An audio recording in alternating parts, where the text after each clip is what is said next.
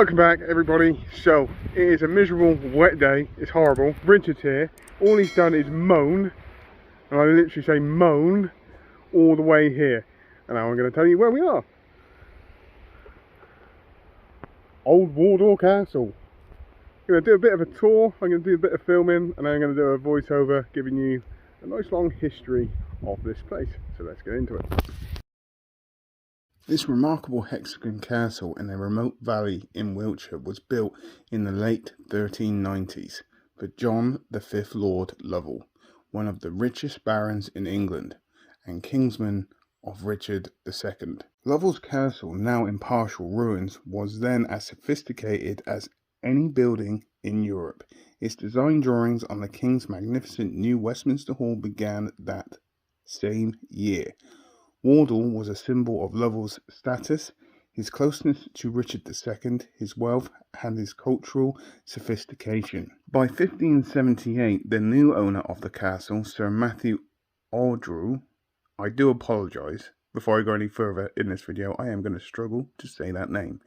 He had one of the leading mason architects of his day, Robert Smithens, convert it into a up-to-date Elizabethan residence. Less than 70 years later, it was partially blown up in the Civil War.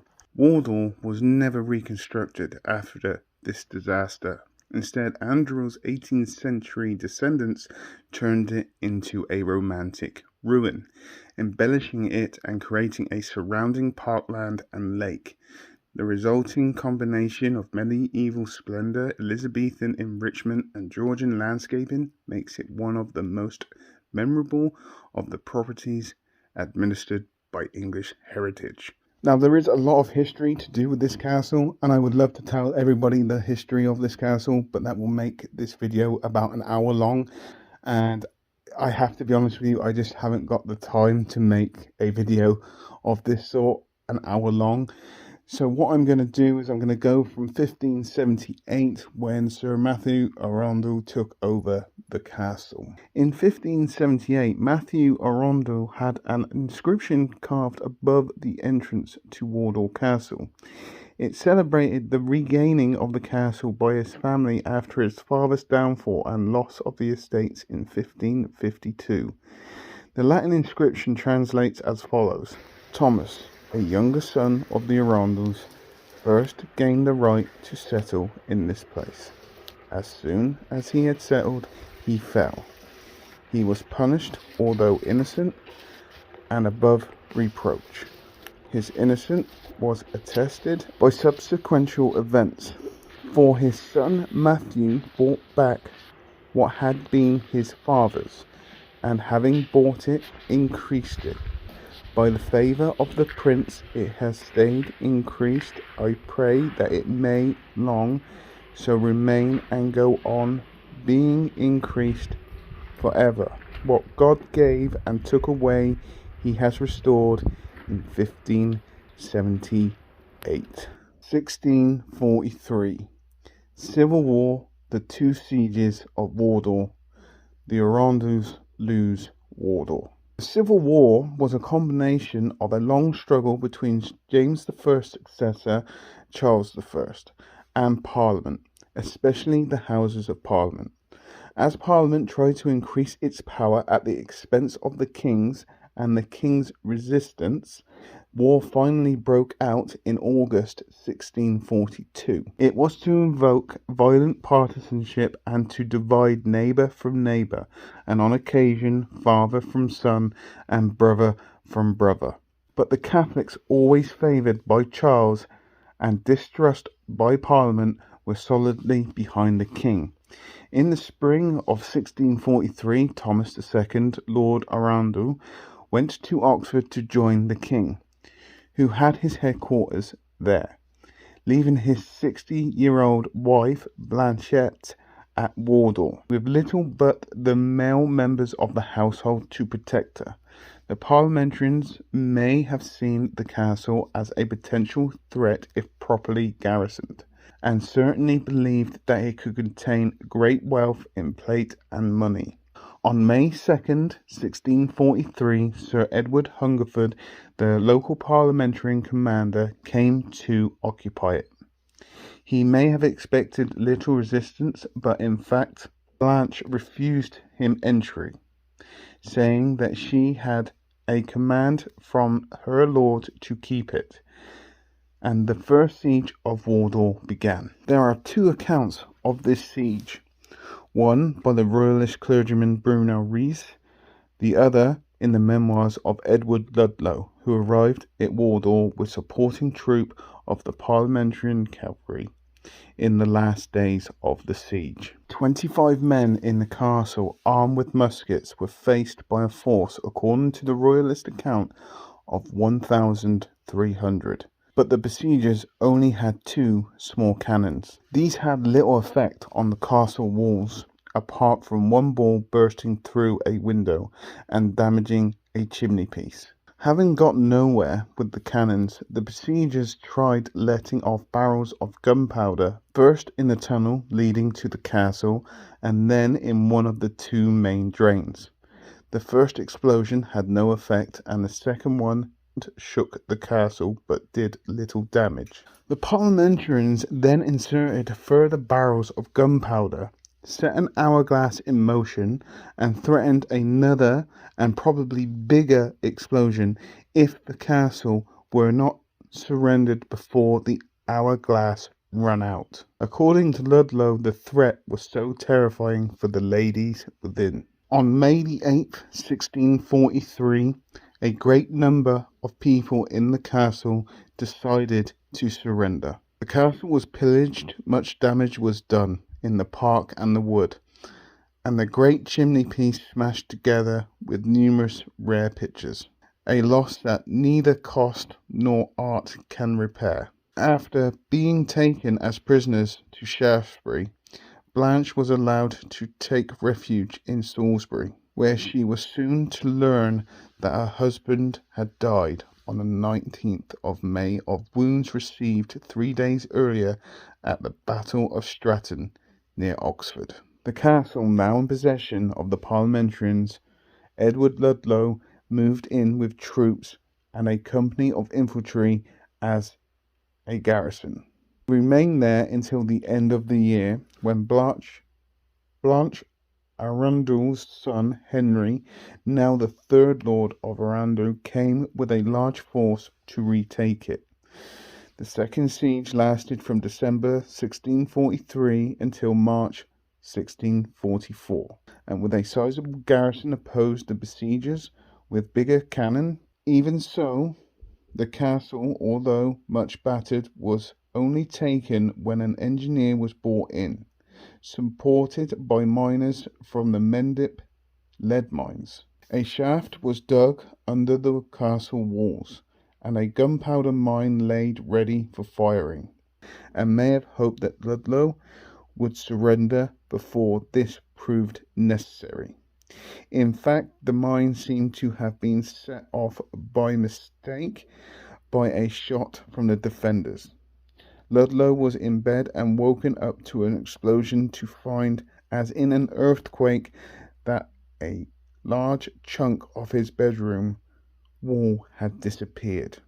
After a 3-day attempt to storm access through the gap, the besiegers dug a second mine, at the threat of which Ludlow finally surrendered on March the 18th, 1644. At this point of the video, it's going to take a huge time jump of about 300 years. We went there on Saturday, and I decided to buy the booklet so I was able to give you a brief history of this castle.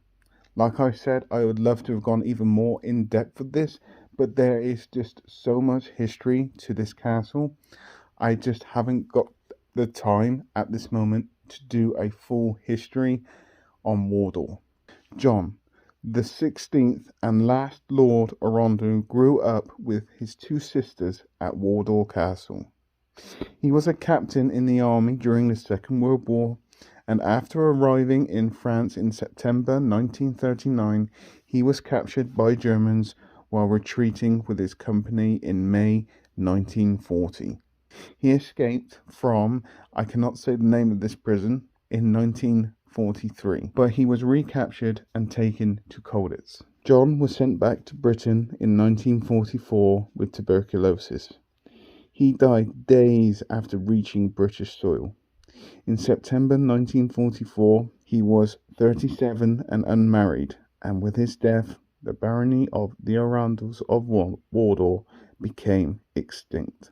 In 1936, his father had handed over the castle to the guardianship of the state.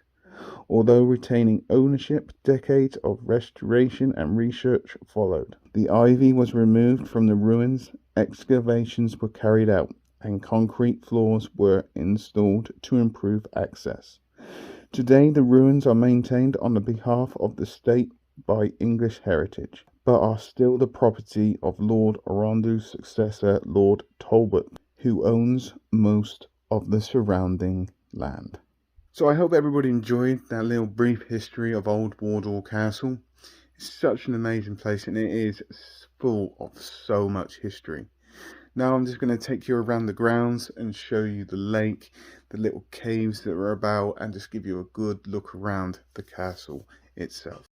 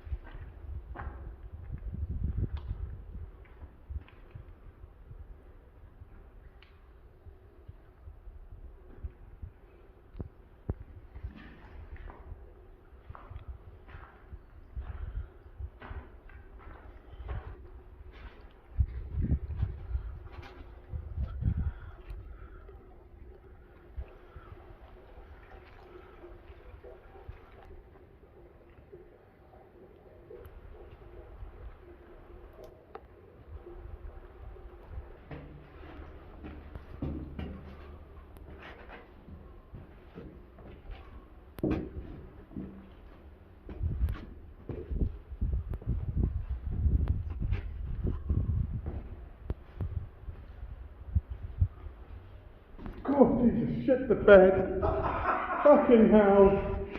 Scared the fuck out of me, you prick. What a fucking prick. You scared the shit out of me. What a dumbass. Right, do that again then.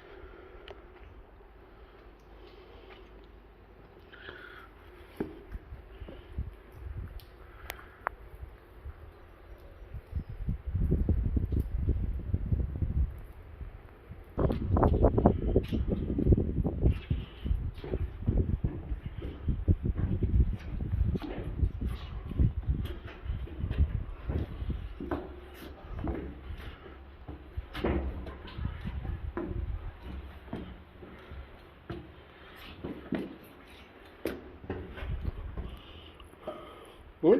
Huh? Is there anybody up there? No, it's really empty everywhere. It's a good job I brought Ecovox in, isn't it? I'm next across to the loos. I'm guessing that's down there somewhere. Yeah, it's over there. Yeah? No, I was going to say, I reckon you should run Ecovox. I'm going to run Ecovox. It's a really cool place, mate. It is. I've been here before, but Yeah, I've never been here before. it's really nice. Yeah, it's really cool. Okay then, everybody. We're in Old Wardour Castle. This is a little mini episode, a midweek episode. Okay, so we've done the history side of it. Now I'm going to investigate it. I bought Ecovox, but no speaker. So the plan is I'm going to go right to the top, and you can hear when people come in. And I'm going to do a little mini investigation in here with Ecovox. That's all I've got. That's all the kit I brought with me. But yeah, I've been wanting to investigate this place for so long, and I'm going to get a little bit of an opportunity to do it right now. Will that be? I'm going to go straight up there. Downside is these stairs. They are quite uneven. The reason why I've come all the way to the top is because it's more likely the best place for me to investigate. So you've got this bit here. This place goes up and up and up. Okay. I mean, to be honest, just look at that view. Look at that view. And there's still another level to go up, yeah. There's all sorts of different bits in this building. Up here, see? As well. Like little bits, you can look down. I mean, look at that for a view. Look at that for a view. How cool is that? I held up to my phone very, very tightly there.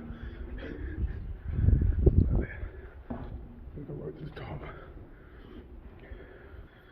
Luckily, where it's such a miserable day and weather, a lot of people are just staying in their cars and not coming in. All these stairs.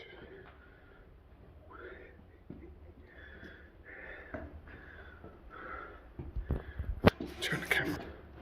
There you go. And it keeps going up. There's another level. There's another level. And then you've got this bit up here. It just keeps going and going and going. New Wardour Castle. I mean, I've got another level to go up here. I think that just goes up to there. Yeah, so stairs just go around there. I want to try and keep away from the rain if I can. So what I'm going to do is, oh god, uneven slippery stairs, and Dave, do not mix. I am holding on for dear life. So that was the highest point, but I want to come down into this bit.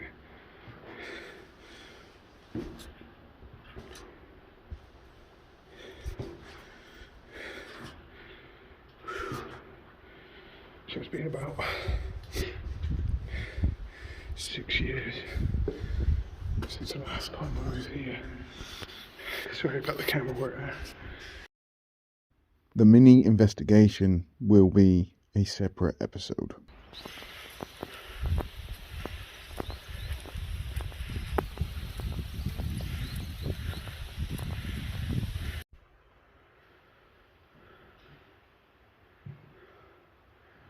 This little place can be used for weddings. And I remember a long time ago when I was in here last, I had a vibe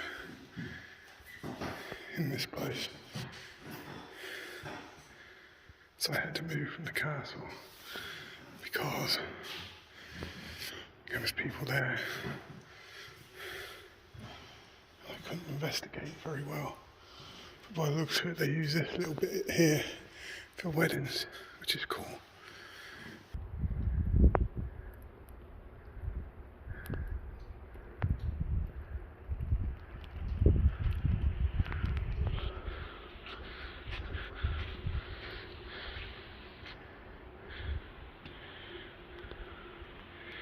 There she is.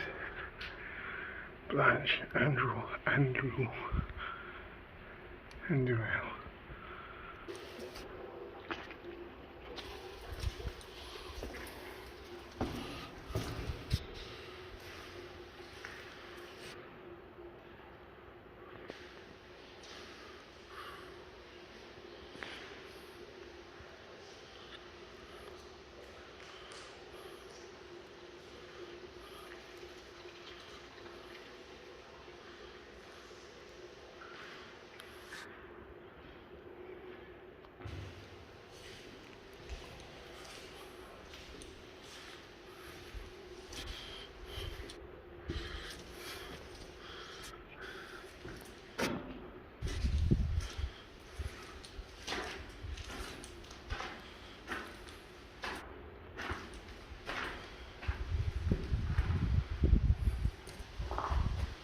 Stairs.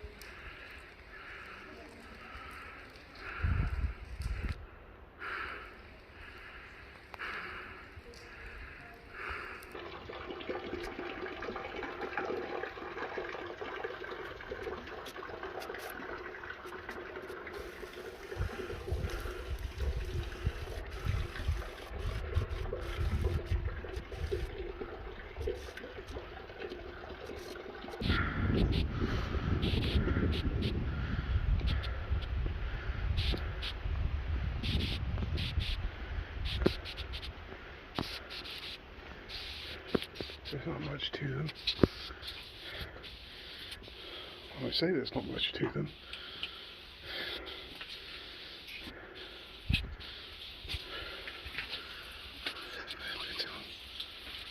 Oh, what a vibe. What a vibe.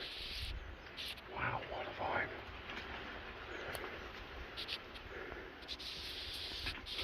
I'm pretty sure we read something about witches here. Very cool indeed. Of course, you come out and there's the castle, which is cool. Okay then everybody, so that's going to conclude the walk around of old Wardour Castle. Hope you enjoyed the episode, hope you enjoyed the history. There is a mini investigation, but still, I love this place a lot, I really do.